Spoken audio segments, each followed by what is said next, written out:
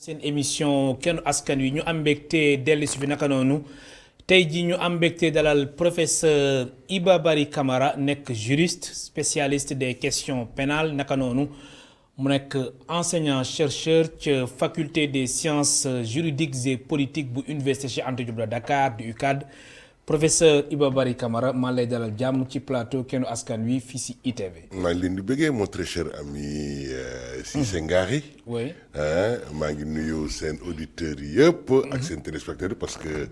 fu leen neex moom ngeen di génne. n'est-ce pas. en fait di nuyu sama mbokk yi nekk fii yëpp ñoom Alassane moom c'est un ami à moi. ak ñoom Khalifa.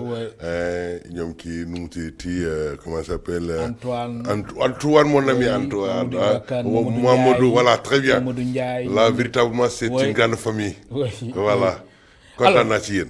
alors professeur tey dan la dalal jàmm dalal ci plateau kenn askan wi ndax xew-xew bi mooy mbirum Ousmane Sonko ak Adji Sarr coow lu si juddu mbirum Sweet Beauty suba incha allah assemblée nationale dañ convoqué député yi midi ñu fas yéene waxtaane information moom nañ bind ci seen communiqué bi beneen bi ñu ni lépp lu jëm ci mbirum instance te ñëpp xam na ni mbirum immunité parlementaire bi voilà budda foog ñu waxtaane ko fa ndax midi su weesoo loolu convocation assemblée nationale député yi 13h conférence des présidents alors dañuy ñëw ci mbir mi doxalin bi nan nga ko gisee laataa ñuy xuus bu baax expliquer téléspectateurs yi solo immunité parlementaire ak tamit procédure yi yan yoon la war a jaar.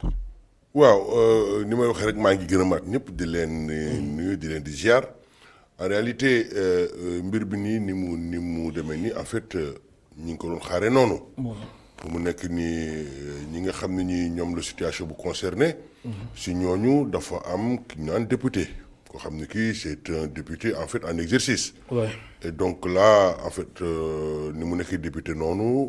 justement loi bi da ko jox li ñu naan da ko sàng benn maanaanu kiiraay. ba nga xam ni bii donc muy nekk en fait dans le cadre d'une session ou alors hors session.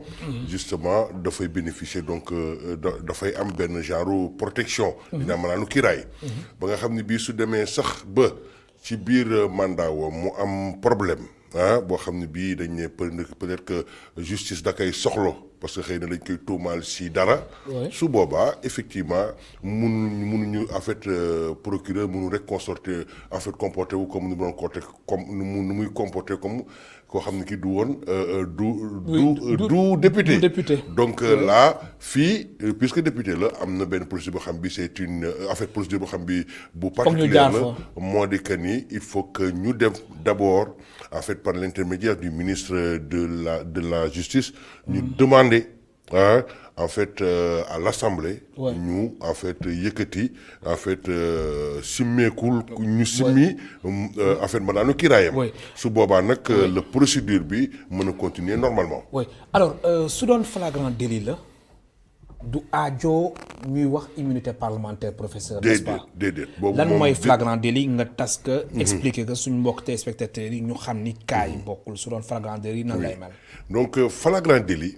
comme par exemple su fekkoon ni cas bi nii dañ koy fekk en fait ci ça va en fait termes yi ñu utilisé dafay xaw a doy waar. mais dañ koy fekk comme par exemple comme li ñuy wax nii si kaw ndaw gi si kaw ndaw si. wala ñu ñëw di leen di en fait ñu ñëw ndaw si di yuuxu gaa yi daw. wala moom mu def ko gis ni gaa yaa ngi daw en fait ndaw saa ngi yuuxu mu génn daw. di takk tubayam ak affaire rek yooyu noonu en fait wala mu ñëw ñi nga xam ñoom ñoo dëkk si kër gi xam ni am na loo xam ne lii am na lu fi xew ñoom ñu ñëw en fait ñoo constaté ko pare woo police pour ñoo constaté loolu yooyu yëpp si kaw flagrant délit la te su fekkee ni kooku daal mooy la main en fait dans le sac su fekkoon ni en fait dañu ñëw comment dire là où li nga xam ne dañ koy tuumaal leer na naññ amul dara lu ñu ciy seet loolu moom mooy en fait flagrant délit. te su doon cas boobu moo amoon. kon mbirum immunité parlementaire. déedéet kooku kenn du ko wax kooku koy directement procédure moom day dem ala kulli xaal. kon procureur wala takk der yi ñoom ñooy dem. waaw directement jël ko kooku moom xam naa ne dootu sa laal suuf. alors immunité parlementaire soo ko doon faram-fàcce lan ngay wax professeur. waaw loolu noonu en vérité lu baax la d'abord. lu baax la ci démocratie. parce que xam nga député du n'importe qui dafay nekk koo xam ne kii dafay représenter peuple bi. am na nag noo xam ne nii dina ko bénéficier benn protection boo xam bi du bokk ak ñi nga xam ne ñoom lay représenter. parce que xam nga ñoom ñi nga xam ne dañuy ñëw pour taxawal askan bi suñu demee su fekkee ni nag en fait protéger wuñu leen. du jour au lendemain mën na li ñëw créer problème ci par rapport ak position yeeg en fait ñëw su tuumaal leen ci affaire yoo xam ne bii dañ leen di empêcher seen liggéey ñu def ko comme il se doit. mais kenn waxul ne ils sont intouchables. mais ils sont presque intouchables compte tenu donc si procédure bi nga xam ne moom la ñu wax mooy donc immunité parlementaire boobee. kon démocratie immunité parlementaire mënu si ñàkk. mënu si ñàkk waaw. mënu si ñàkk parce que. mais imaginez parce que xam nga rapport de force la. te nag li ñu gis en politique généralement en fait y a des coups bas on ne se pardonne rien soo jekkoo sa adversaire. mais non doo ma ne da nga koy dóor. mais soo moytuwul da nga koy faagaagal da nga koy rendi. ba nga xam ne bii il s'agit donc ñi nga xam ne ñoom ñooy acteurs yi au moins ñu protéger les jeunes pour le bien donc du peuple. alors pour cas bu précis bi muy mbirum Ousmane Sonko ak soxna si di Adji Sarr mbirum Sweet Beauty alors mbir mi su tàmbalee suba incha allah immunité parlementaire lan lay signifier si wàllum yoon. si wàllum yoon donc léegi dañ ñu wax parce que loolu noonu pouvoiru parlement la. parlement bi maintenant doo ñëw rek ne ko yëkkatil kiiraayu benn sa membre. mu fermer les yeux def ko. du demee noonu. du yombee noonu ah non. du yombee noonu ah non il faudrait que ki nga xam ne ki moom mooy demander à ce que ñu lever immunité bi. au moins mu apporter. loo xam ne lii ay motifs maanaam foog mu indi ay motifs. yu valable c'est ça le problème léegi nag kooku nag ñoom. au sein de l'Assemblée dinañ ko discuter su fekkee ni xam nañ ni lu yanu maanaa la. loo xam ne ni donc dañu préserver donc loi et règlement yi su boobaa toujours dans un esprit démocratique. mën nañu ok lever nañ ko le temps que. procédure bi donc aboutir. mais le problème ici moom mooy xam na ni Assemblée nationale majorité bi coalition Benno Bokk Yaakaar la kon loolu aussi mën na wax ni foofu. ñoom ku ñuy xool ñu bëgg lever sa immunité parlementaire mi day jàll amul werante. day jàll waaw. loolu man affaire sànq li ma wax principe bi laa lay wax. principe waaye nag xam nga démocratie. et puis da nga may permettre sax ma dugg xuus tuuti. ci li nga xam ne bii moom mooy actuellement l'effet pervers même donc de la séparation donc des pouvoirs. le phénomène partisan tax na ba nga xam ne bii ki nga xam ne moom mooy président. kooku moom bañ na ko sax dañu naan moom mooy si majorité donc lay jógee. majorité si naka parce que majorité moom moo ko fal te majorité boobu ko fal moom mooy fal donc majorité député yi. ba nga xam ne bii lépp loo xam ne bëgg na ko moom en tant que président. day am. loolu nag moom mooy moom mooy. fausse lettre bi dem ca poste ba mais c'est ça le problème parce que y a pas de doute. fu mu nekk nii ñëpp xam nañ ni actuellement. dans toutes les grandes démocraties on se bat pour que président bi nga xam bi moom mooy dawal il fera tout pour am une majorité confortable à l'Assemblée. parce que nag c'est vrai que il y a. si ngay mën a gouverner. ak xel bu dal. mais nag quand même il ne faut pas en vérité exagérer tout ça. lorsque véritablement on est animé par un esprit démocratique loolu noonu en fait da nga ñoo xam ni des fois il peut y avoir donc ay problèmes parce que muy président muy député ñoom ñëpp ku si nekk yow da nga war a liggéey pour askan bi. loo xam li askan bi moo donc intérêt la da nga see war a taxaw mais donc doo ñëw di nasaxal kenn pour nasaxal ko te nga xam ne ni nga koy nasaxalee mën na bañ a nekk pour intérêt dëkk bi. ba nga xam ne bi gis nga la démocratie. c'est un état d'esprit. ba nga xam ne bii c'est pas parce que tu as les pouvoirs yow ñëpp ñoo xam ne war nañ di indi la contestation da nga leen war a piétiner non. c'est que xam nga jeu la. et puis affaire de gentleman la. c'est important ça. c'est pas que parce que j'ai la majorité même su fekkee ne am naa loi boo xam ne bii pour ma gën a toog la wala ma gën a def li nga xam ne bii moom laa bëgg a def en fait dina ma ko permettre donc ma def tout pour am majorité pour mu jàll loolu quelque peu dafay nasaxal. démocratie. alors si état bu procédure jëm ci immunité parlementaire professeur Iba Barry Camara su weesoo ba ñoom ñu daje seen biir conférence des présidents ban étape moo siy topp. léegi en fait dañu discuter si en fait si un ordre du jour en fait déterminé.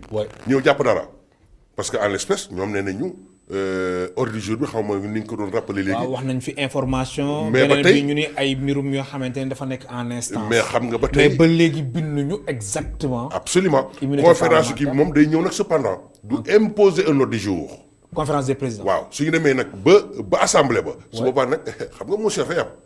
parce que dañ naan on propose tel ordre du jour est-ce que donc cet ordre du jour peut être amendé. xam naa nag c'est cependant su ma foofu lañ fay dugalee ne nañ prévoir un autre point. relativement donc à la demande à la requête donc de lever donc de l'immunité parlementaire ou alors. ñu def ko une question diverse pourquoi pas.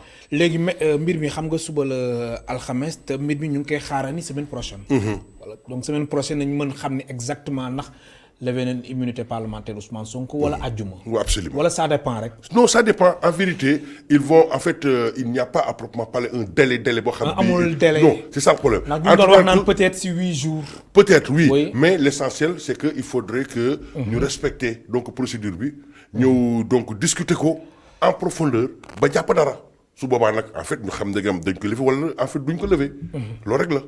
alors léegi su weesoo état bu assemblée nationale. léegi yoon moom moo si des. kay léegi nag su boobaa nag su fekkee ni lever wuñ ko donc procédure bi dañ koy aj. fekkee ni lever wuñ ko. dañ koy ajandi.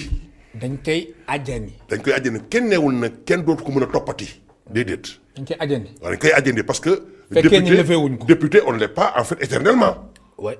c'est ça le problème donc léegi su demee ba xam ngeen nekkatul député nag su boobaa procédure mën na en fait mën na ñëwaat continuer mais nag su fekkee nag en fait levé nañ ko ben su boobaa la procédure va se poursuivre. oui léegi procédure bi léegi va se poursuivre nga ni la procédure va se poursuivre léegi si kanamu yoon lay des. ala ku di xaar noonu lay demee. muy wàllum parquet léegi foofu moom mooy xool situation bi wala. nan lay demee waaw en fait et surtout que donc léegi parquet moo di que ni xam nga. kenn mënu ko entendre kenn mënu ko entendre kenn mënu ko nu mu tuddati téye def kaag muy def ko garde à vue tant que manaan bi ma nga fa woon mais léegi suñu ko lever donc léegi on serait en situation normale suñ ko lever donc là mën nañ ko woo entendant et su boobaa day am obligation donc déférer à en fait toutes les demandes en fait à toutes les requêtes. Donc et on en fait ñi ngi wax sax ne. le procureur saisir na. en fait donc le juge donc. d'instruction oui du 8e. cabinet oui. 8e cabinet moo nekk ni donc léegi. affaire bi le procureur est de ce point de vue là dans cette mesure dessaisi. léegi xoolal.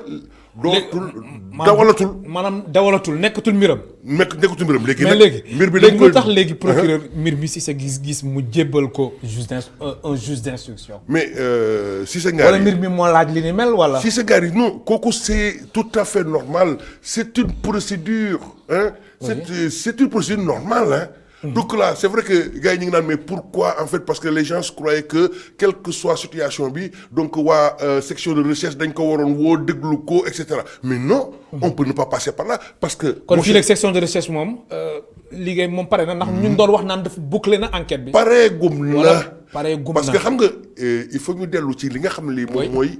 rôle le juge d'instruction. oui parce que le juge d'instruction en fait dafa am li ñu naan pouvoir d'OPJ c'est-à-dire que moom loolu mooy mu enquête. enquête bi day jël temps am. c'est-à-dire que sax ba 6 mois. dafay jël temps am parce que dafa am ay pouvoir yoo xam ni pour ses investigations pour faire son instruction ay pouvoir yoo xam ni procureur amu ko l'OPJ amu ko te même dans la mise en œuvre. OPJ moom mooy officier de police judiciaire moom mooy police ak gendarmerie. très bien donc léegi su fekkee ne en fait dem na ba soxla leen mais day ñëwoon leen def leen benn délégation judiciaire ne leen dem leen saytuma lii. mën na leen utiliser waat mais su boobaa utiliser police wala gendarmerie. parce que je suis presque sûr que soit mën na ñëw bañ ko joxaat waa section de recherche mais ñëw jox waa DIC. mu ñëw jox ko waa DIC. waaw ndax gis nañ fi cas yu mel noonu. cas yu mel noonu. après juge d'instruction bi mu xool. c'est ça le problème. mooy ñëw xool li nga xam ne moom moo ko doy et puis procureur mënu ko imposer dara si loolu. procureur bi c'est vrai que su demee ba koy jébal le juge d'instruction moom mooy xool si ban juge d'instruction moom la koy jox. waaw entre premier cabinet ba je pense 9 oui ou loolu mën na ko def cabinet. loolu mën na ko def mais nag après jeex na léegi en toute autonomie le juge d'instruction donc va faire ses investigations. mooy ñëw dina affaire di saytu. di xool preuve yi. di war a déglu koo xam ne kii sax war ko woon mën a déglu mais ñeneen ñi mënu ko déglu moom woo leen pour déglu leen. te su boobaa ñoom dañu am obligation pour ñëw wuyu donc le juge d'instruction. alors juge d'instruction si pouvoir am yi est-ce que cas yu mel nii mën na wax ñi nga xamante ni les acteurs les concernés ñu delluwaat ci bërëb ba. day la dëgg man la. comme des fois nu ñu koy gisee si yenn dossiers yi wala yenn enquêtes yi reconstitution. lenn rek la mënul. oui lenn rek la mënul le juge d'instruction mooy donner comment dire un jugement définitif et irrévocable parce que il n'est pas une juridiction de jugement. loolu rek la mais lépp loo xam ne lii war na ko mën a def pour rechercher preuve rassembler leen pour xool parce que moom problème xam nga lan la. oui on le dit souvent. day instruire à charge et à décharge. Il instruit à charge et à décharge. kooku mooy que ni du ñëw rek comme le procureur du ma ko ne xam nga procureur lan moo ko intéressé. oui tëj gis nga. yow maanaam moom loolu moo ko kii. loolu ko intéressé gis nga loo xam ne lii arrangé na sax délinquant bi. doo du ko toppatoo moom daal xool loo xam ne lii dina mën a enfoncer kii ba ñu rëcc. maanaam su ma la comprendre bu baax professeur Ibrahima Bari Camara procureur taxawaayam presque à charge lay doon. à charge rek. non parce que à charge. tëj rek parce que nit koo xam ne kii da nga ko bëgg a tëgloo loo ñëw di ko wax loo xam ne lii moom moo ko arrangé loolu mooy problème bi alors que le juge d'instruction. moom dafay ñëw xool li arrangé ki nga xam kii moom la ñu poursuivre. ak li nga xam ne lii arrangé wu ko. léegi nag moom mu ñëw xool en fait si élément yëpp mu am. mais est-ce que véritablement mën nañ présumer que par infraction am na mais également su infraction amee est-ce que kii ñuy wax ne moo ko def. est-ce que def na ko. alors léegi juge d'instruction mbiram su tàmbalee mu tàmbali liggéey bi loolu mën na signifier que ni nit ñi mën na leen bàyyi ñi ñu accusé maanaam ñi nga xamante ni ñoom la concerne mën na leen bàyyi ñuy doxi seen soxla mu continuer di enquête. wala loolu mën na si am pouvoir am la s'il estime que. oui war na leen placer. daf leen di placer. en attendant waaw. da leen di placer mais su ko neexee mu bañ la placer. loolu mooy wax ci. mu bañ la placer. waaw ba pare dossier bi nekk sans suite wala ba pare mu continuer investigation. non c'est pas que xam nga suñu la placer sous mandat de dépôt kenn waxu la ne tëj nañ la déedéet. oui ndax kenn jugé gu la. c'est ça le problème. yow da ngay xaarandi. donc loolu mën na ko def di poursuivre en fait ay investigation maintenant su demee nag ba pare. su demee ba pare à ce moment-là ñaari type de décision moom lay mën a joxe. soit day joxe benn ordonnance qu'on appelle en fait une ordonnance de non-lieu. loolu mooy que ni infraction bi amul wala ki ñuy topp ne moo ko defu ko ñu libéré gaan mu dem. su fekkoon jàppoon nañ ko. ordonnance de non-lieu. waaw kooku mooy que ni kooku suñ ko bëggee ko mooy non-lieu à poursuivre.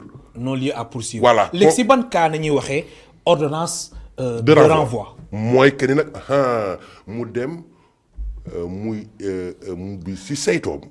mu jàppandi mu présumer que ni infraction am na te kii mën na nekk coupable mais nag ba tey wax na ko moom mais du loolu moom la juridiction de jugement bi di jàpp.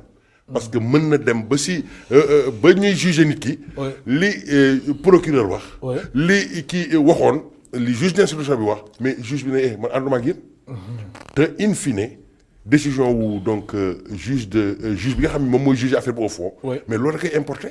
léegi si wàllum yoon lan lay tekki fekkee ni procureur jox na dossier bi juge d'instruction est-ce que teelul nu mu gaawee nii baree nii lan lay tekki si wàllum yoon. si ngaari xaw ma lan nga bëgg a wax loo mais daal en tout cas procureur. oui moom kooku noonu kenn du ko moom mooy ñëw xool. moom mooy ñëw xool par rapport ak situation bi est-ce que état parce que xam nga enquête préliminaire bi def na en fait commencé na depuis problème bi am plainte bi am. enquête bi tàmbali. waaw tàmbali na. du dëgg léegi nii dem nañu léegi procureur am na ay yenn éléments am na ay yenn éléments. waaw mais xëy waaw na mais xëy na éléments yooyu. oui doyu ko. voilà foofu laa jëmoon mais fekkee ni aussi. dañ ni am na enquête bi nga xamante ni bouclé nañ ko mais man question mooy posé mais Ousmane Sonko dans tout ça kenn jotagu ko déglu. non. wala liñ bouclé nañ ko bouclé en attendant wala. c'est ça le problème c'est-à-dire que. pour mu leer si boppu askan bi. dañoo ñëw parce que police ak gendarmerie su ñuy def enquête loolu la dañuy ñëw rassembler ay preuves. déglu ñi dajale c'est ça mais seen liggéey mën na bañ a mat mais quand même. su mën na bañ a mat après ñoom ñu. waaw ñu jox procureur maintenant procureur par rapport ak li nga koy jox moom mooy apprécier. est-ce que li nga ma jox doy na. wala doyul. pour ma dem xaaral rek pour ma dem directement saisir la juridiction de jugement pour que nit ki ñuy poursuivre ñu juger ko wala su fekkee ne doyul soit deux positions la am. soit doyul lool mu ne kii daal jarul la poursuivre xaaral ñu classer dossier bi sans suite. sans suite. mais su fekkee ni moom dem na ba mu xaw a njort que ni am na effectivement lu ci ne. su boobaa tax xam na ni affaire bi doyagul. mu ne nag monsieur le juge d'instruction gën ma saytul mbir mi kooku noonu mooy li na en fait lorsque l'affaire est un délit complexe. wala ñu ne crime su fekkee ne crime la moom obligatoirement. su dee crime la. su dee crime quel que soit li nga xam ne lii donc nu mu tuddati moom la procureur di am comme élément même su fekkee ne élément yooyu sax doyoon na sax pour ñu dem juger nit ki directement.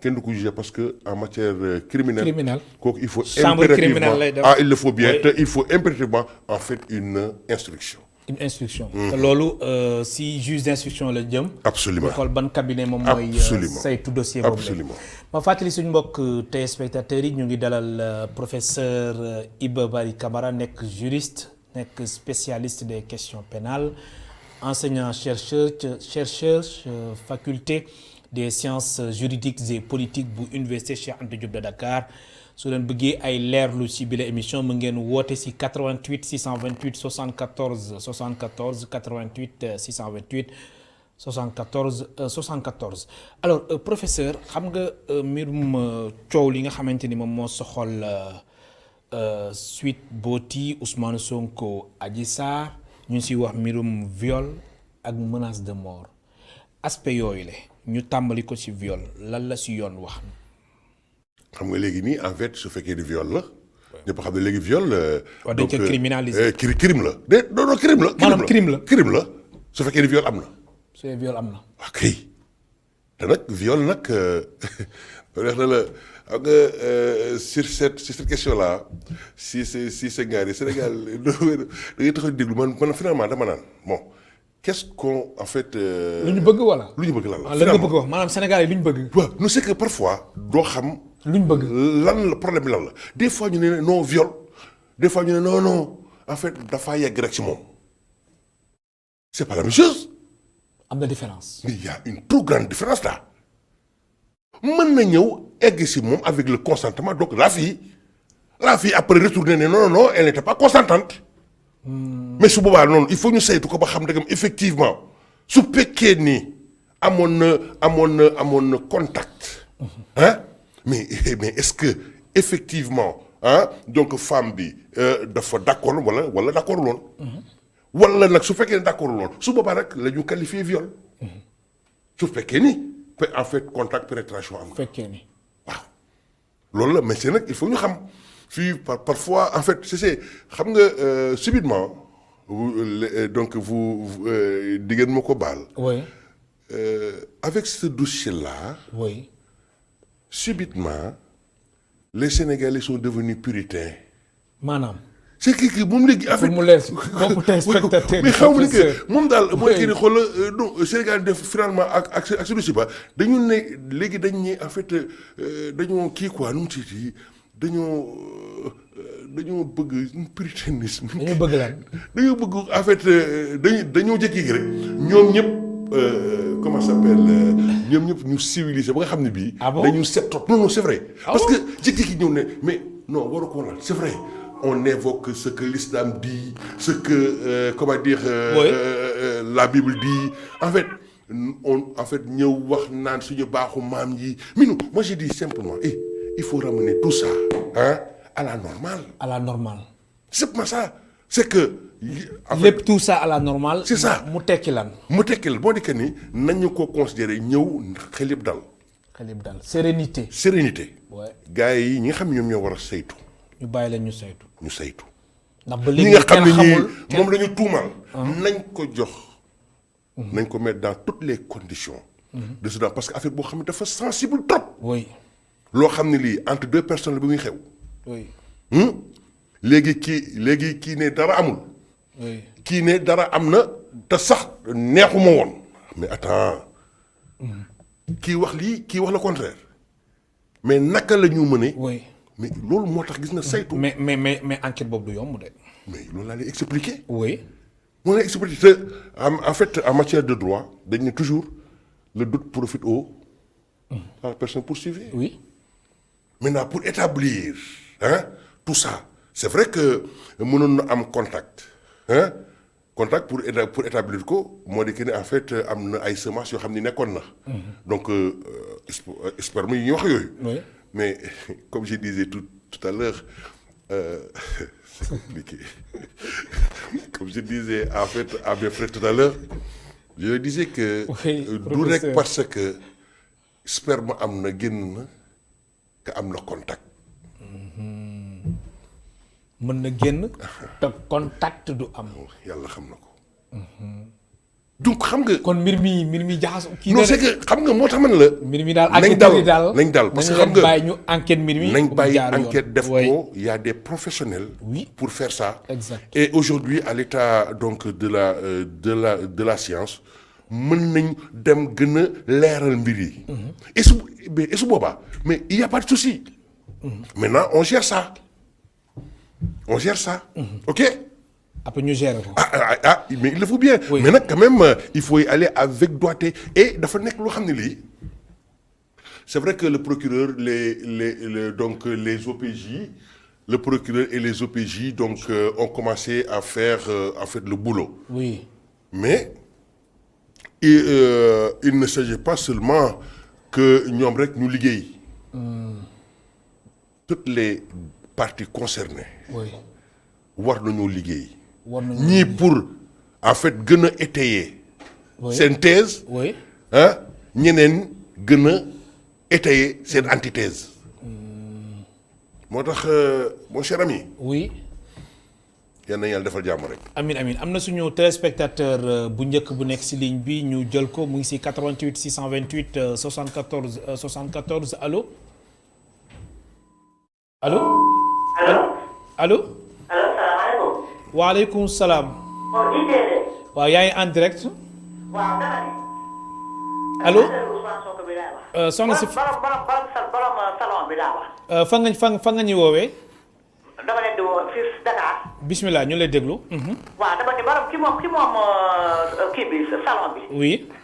waaw moom bi mu xamee ñu ngi koy complot. waaw bi ñu xamee ñu ngi complot Ousmane Sonko. moom lu tax waxul dàqul xale bi loolu day laaj. maanaam ba mu ko xamee daal lu tax dàq ko. waaw moom bi mu xamee ñu ngi complot Ousmane Sonko. lu tax dàq xale bi loolu day laaj. mais moom nu si ay explication wax na ni mook xale bi njëkkoon na ko dàq après xale bi ñëwaat. wala yow si da nga bëgg wax ni moom nee na xam ne ñu ngi dàq moom mu ngi ñu koy complot. da ko waroon dàq. waaw moom nee na xam ne ni mi ngi koy complot. léegi waroon na dàq xale bi nag balaa xale bee def musiba bi. jërëjëf. non en réalité.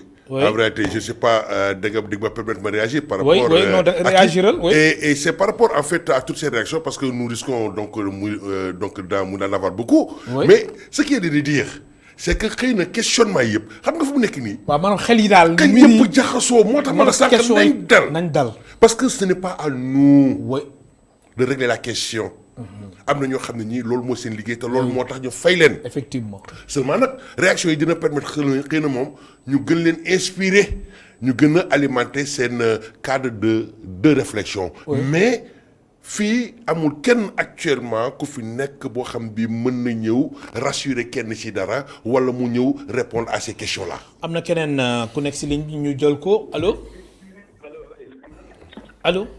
asalaamaaleykum. waaleykum salaam. dama bëggoon a dugg ci émission bi. yaa ngi en direct kilifa gi fa nga ñu woowee. Dakar laa leen. bismillah. asalaamaaleykum. waaleykum salaam da nga jàpp télé bi. waaw maa ngi sori télé bi. waaw sorel télé bi wala nga wàññi son bi su ko defee déggin bi gën a mucc ayib kilifa gi. voilà comme maa ngi leen di gërëm yéen di leen nuyu seen tur ak seen sant. jërëjëf. allo. waaw kilifa gi dafa mel ne da ngay déglu télé bi de allo. wala sori na léegi. allo. allo oui allo. doo ñu baal rek nga sori télévision bi wala nga wàññi son bi. waaw sori naa ko sori naa. waaw mën nga wax ñu lay déglu. c'est bon ah. waaw ñu lay déglu bismillah. maa ngi affaire bi. waaw. dafa doy waar parce que lii bi ñuy jiiñal président Ousmane Sonko. gëm naa ne dara nekk ci dëgg. gis nga nit ci. maanaam da nga jàpp ni complot la. mais complot là c'est évident si moi tu me connais Badara Pouye c'est pas la peine may na ko du man militant Pastef laa nekk. oui. donc lii nii c'est un complot pour lui maintenant kan moo am intérêt à ce que ce complot là aboutisse. On ne sait pas encore. Mais je suis sûr et certain que ça, c'est une cabale qui est montée contre le président Ousmane Sonko pour l'empêcher d'accéder à la magistrature suprême en 2024 parce que ñëpp gis nañ ni. fu nekk jaar nañ fa lu nekk def nañ ko pour gis ci moom loo xam ne dañ koy créer ay problèmes mais mënuñu ko gis. mais nit ñi defuñu quand même Ousmane Sonko fu mu toll ak lu muy woote ci diine li mu gëm lii mënul xel xalaat mu def ko man gëm naa ne defu ko te Sénégalais yi. gëm nañ ne lii defu ko mais complot la mais lu ci mën di am mooy ku def complot bi ak ñi nga xam ne ñoom ñoo ci ànd mais dinañ ko gis yàlla dina leen atte parce que xëy nga yàq deru nit Sénégal boo xoolee barki te ni mu mel Sénégal bu takkoon fii ndax xale bu ndaw mais nan la ñuy wax ëllëg fan woy lay bayil ay waaju ay doom ça c'est des choses yoo xam ne vraiment pour moi c'est pas la peine ci des fii di chercher à midi à 14h si ces gens-là veulent arrêter Ousmane Sonko ils n'ont qu'à dire que nous on veut l'arrêter on peut l'empêcher d'aller à la présidentielle de 2024. bu fekkee ne Macky Sall troisième mandat la bëgg na wax ne ci damaa soxla troisième mandat boo gën yëfu tapale yi def lii ay caaxaan la ñëpp xam nañ ne président Ousmane Sonko dañ koy jël ci bopp. jërëjëf. voilà. jërëjëf. alors mu nekkoon beneen aspect ba nga xamante ne tamit comme li nga doon wax rek. questionnement yi bëri na. am na aussi ñu jàpp ni cabale la complot mu nekk li nga xamante ni pour ñu xam si dara foog enquête bi. mais ala kulli àll parce que foofu rek la in fine. loolu rek si la ñu mën a en fait sukkandiku ku si nekk au Sénégal ku si nekk nag am nga nag benn point de vue. te soo na ko développé waaw am na ñoo xam ne ñii dañoo xaw a féministe am ñoo xam ne ñii ay guerrier lañ dañu naan mais garaawul mais yooyu yëpp a ngi si. mais attends mais yow yëpp a ngi si ku nekk ak sa position. maintenant en fait il faudrait qu'on revienne. oui en fait à l'orthodoxie ou bien il y a quelqu'un. waaw am na kay ku nekk si ligne bi vas-y mon cher ami. kooku dem na ma bàyyi la nga àggale sa explication professeur donc je disais rek que position yi dañoo bëri mais en vérité loolu yëpp dinañu permettre en fait si on avait en fait un sociologue. oui allo kilifa gi baal ñu nga wàññi son télé bi allo fan nga ñuy woowee yëmbal allo yëmbal maram yëmbal waaw ñu lay dégg bismillah. waaw c'est un village de participer. yaa ngi en direct waaw. waaw Sénégal man Sénégal jaaxal na ma quoi. déedéet waay. waaw. lu tax. parce que Ousmane Sonko fu ñu koy jiinal. bu fekkee dafa nar lu bon. yor na xaalis am na moyen bi mën na jël xale bi yóbbu ko feneen. fu bokkul ak fii. yaakaar naa loolu def. moo gën a yéenu maanaam fu ñuy wax na foofu la marché yow di def foofu lu bon nañu bàyyi yooyu ñu àndal defar Sénégal mais ku bugg a jëf rek ñu bugg la gor du sotti mënul réew mën a dem fenn. jërëjëf nga ne ñu waa yëmbal professeur. Donc là, mon cher ami Cissé Ngari, je disais simplement que affaire bi daal wala ku si nekk am na position. am na yoo xam ne ñii seen position yu bizarre la ñuy am yoo xam ne dañu yaakaar seen position bizarre mais li ma wax rek. quelle que soit la situation. ah donc dañ koy régler par la par la voie judiciaire. mais dafa am benn affaire dafa am tamit. benn ay des conséquences politiques. ay conséquences politiques. conséquences politiques. oui. oui ci avenir Ousmane Sonko. allo. daañu si ñëw léegi am na keneen ku nekk si ligne bi allo. allo oui. bisimilah kilifa gi fa nga ñu woowee. maa ngi lay woowee Wokam. bisimilah ñu ngi lay déglu. maa ngi leen di nuyu di leen siyaare. dolli ziar delloo ziar. di nuyu waa plateau ñi fa nekk ñëpp. jërëjëf. ñu ngi fay. allo. kooku dafa mel na dem na. conséquences politiques yi. dafa am parce que quelle que soit la situation. oui. maanaam mbir mi daal. quelle que soit donc situation bi même si en fait ñaari kii quoi hypothèse yi. que ñu déclarer que ni effectivement moom la kooku politiquement dina ko atteindre. mais même si tamit suñu ne du moom ah. il sera également éteint parce que comme li wax léegi am na une partie donc des Sénégalais qui croient que ni en fait ce n'est pas un saint à ce moment-là si terrain moral moom la gars yi di réfléchir donc léegi ce n'est plus en fait la question justement du viol mais question morale est-ce que ku am ñaari jàpp non mais je vous assure que c'est une chose boo xam ne bii pour que mu génn ci il faut que moralement laa wax. moralement et sur le plan politique. oui il faut moralement psychologiquement il faut que Sonko. dëgër dëgg et puis également muy son entourage ñu dëgër. parce que épreuve la.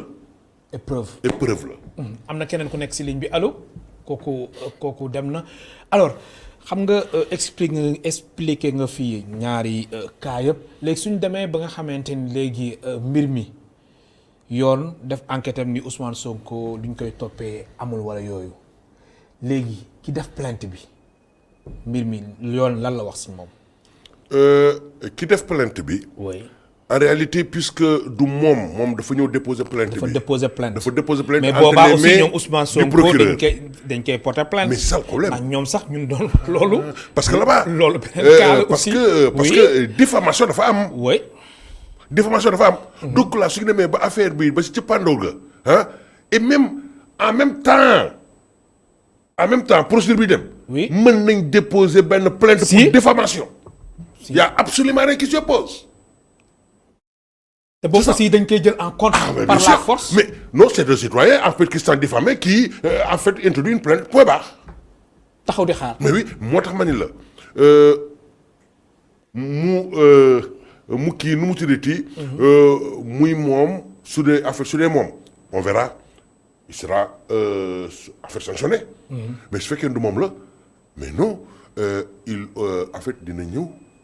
poursuivre ñi nga xam ne ñii. ñoo ko doon topp. ñoom ñoo ko wala sax mu xool sax fekkee ni ñoo ko taxaw si amoon wala yooyu. mais nag su boobaa nag conséquences yi si moom di ko mën a politiquement non je ne vois pas naka en fait la mën a seetal bopp parce que.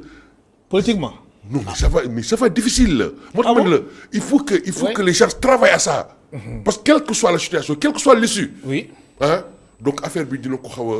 dina ko jàpp dina ko laal. am na keneen ku nekk si ligne bi allo. ñu jël ko ndax mu ngi insister allo. allo. allo waaw sëñ bi. bisimilah kilifa gi. waaw ñu ngi lay ziar bu baax a baax. alhamdulilah delloo ziar fa nga ñu woowee. waaw maa ngi woowee Dakar. bisimilah ñu lay déglu. waaw man dama bëggoon participer ci. yaa ngi en direct waaye. ah ok man li ma doon laaj rek mooy comment ndaw si. xam ni femme bi fenkat la. femme bi normalul mu dàq ko et puis mu. après mu jëlaat ko allo. xam naa ni moom presque laajam foofu la. c'est vrai que tout tourne autour donc c'est ça le problème. mooy lu nga wax sànq question yi. maintenant il va falloir que voilà j'aurais souhaité que. oui parce que donc comment dire les conseils. oui. de Sonko en fait ils n'ont pas encore officiellement parlé. waaw ñu ngi wax par kii rek ñu ngi wax na tamit ci rajo bi parce qu'ils sont en train d'apprécier la situation. oui.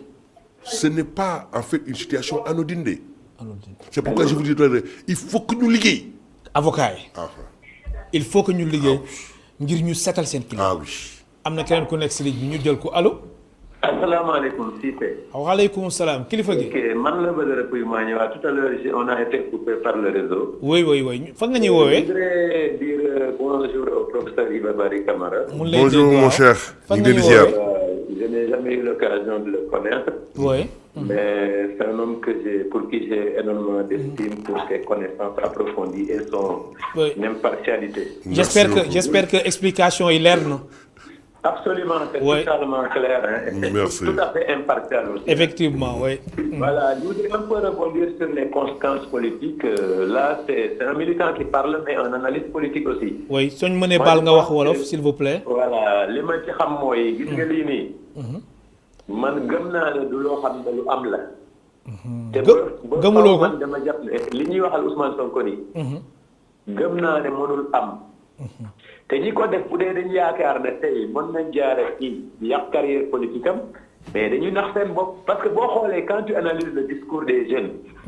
bi mu amee première réaction jeunes yu bëri mooy lii de bu dee Ousmane Sonko moo ko def ñun bàyyi nañ ko.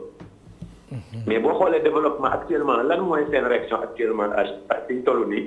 mooy ñetti affaire moo mën a tere du ma voter Ousmane Sonko en 2024. mooy ma dee avant 2024 wala Ousmane Sonko décédé avant 2024 wala àdduna tukki avant 2024 donc cette affaire là renforce au contraire.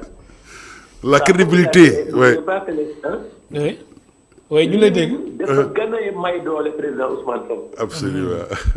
lii nii quel que soit lu mën di am parce que nañu waxante tey état bi bu ko bëggee tey condamné dinañ ko condamné faut pas se voiler la face. déedéet. Non mais il y a beaucoup de moyens le fait que extrêmement mu egg foofu tey il y en a des gens qui disent que mën nañu am karawam des leneen ak leneen ba am ADN am loolu avec les moyens dont l'État dispose il faut tout faire peut-être pour dire que def na ko te defu ko. yaa ngi dégg li ma la. waaw mais lu ci mën di am. ah.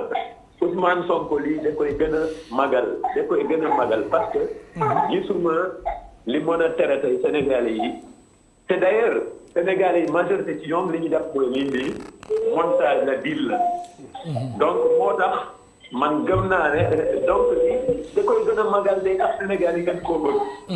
vraiment pour ne pas trop monopoliser la parole. oui.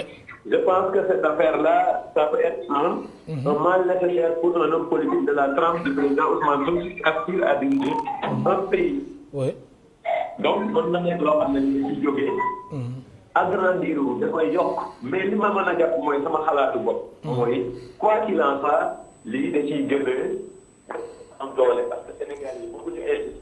oui. nga xoolee ni mu demee mooy man kenn bañul ñu doon parce que bañ il faut que Ousmane Sonko mu def réponse. jërëjëf un député qui est ministre d'une immunité parlementaire nan la ko gendarmerie nationale di convoqué sans ñu immunité parlementaire donc kon état bi fii yëpp suuna dëggantaan lañ ci def te loolu tax na Sénégal yi bëri nga xam ne bëggu ñoon président Ousmane Sonko dañ koy gën a bëgg jërëjëf méthode de faire on montre totalement les limites. jërëjëf di la gërëm bu baax di la sant foofu tamit professeur am na werante yow bi nga xamante ni sa xam-xam dafa màcc ci wàllum yoon ñu ni waa section de recherche commandant bi waru woon jox convocation Ousmane Sonko du moment où mu ngi woon nekk député foofu noonu tamit werante gi bëri na. non en vérité c'est vrai que.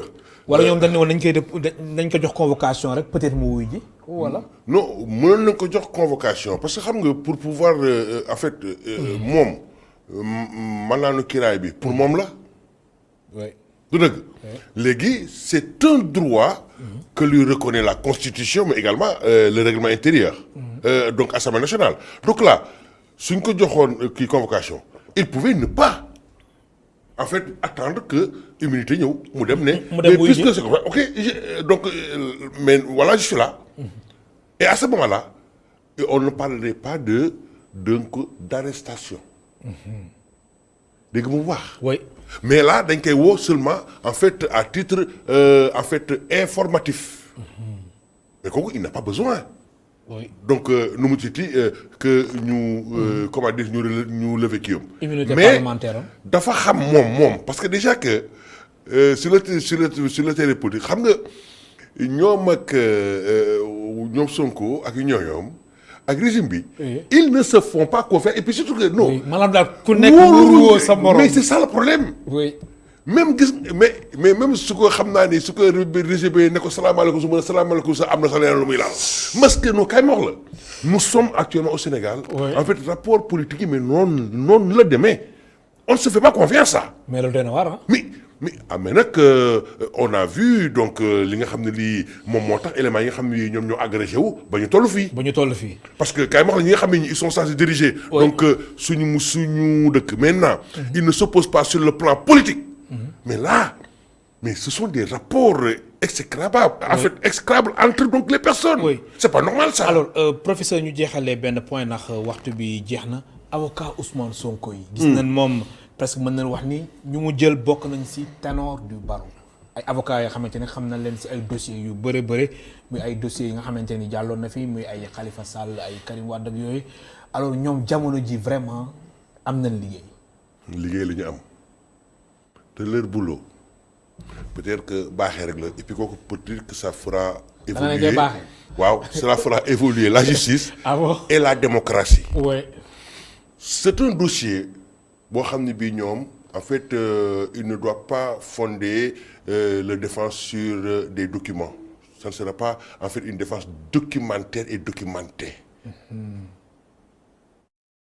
moo tax man la il faudrait ils seront obligés de sortir donc des sentiers battus. liggéey la. il faut donc en fait comment dire. seetal seen client. mais non oui. Parce que comme rek ni ma la wax léegi si sa ngaar yi non situation bi dafa nekk une situation désagréable quelqu'un koo xam ni kii il en fait il aspire à être président. Oui. Mais ñu ñëw tuuma bi teg mais dama la wax ne la mais non dafa graaw ba nga xam ne bii du comme en fait donc par ces moyens là traditionnels. Oui. Hein lañ ko non il ne faut pas c'est pas par la presse. Oui. Ce n'est pas simplement en se fondant sur les PV non ils doivent également faire des investigations au même titre que les policiers et le procureur et voire même le juge d'instruction. man lay gërëm baax di la sant professeur Iba Barry Camara mu nekkoon professeur Iba Barry Camara di ko gërëm baax di ko sant mu nekk juriste naka noonu spécialiste des questions pénales naka noonu mu nekk enseignant chercheur ca faculté des sciences juridiques et politiques bu université Cheikh Anta Diop de Dakar UCAD moo nekkoon tey suñu gan ci émission Kennu Askan Wi. mbokk téléspectateurs yi yéen tamit ñu leen di gërëm baax di leen sant amuñ seen fay ba suba incha allah ñeenti waxtu. incha allah jërëjëf professeur.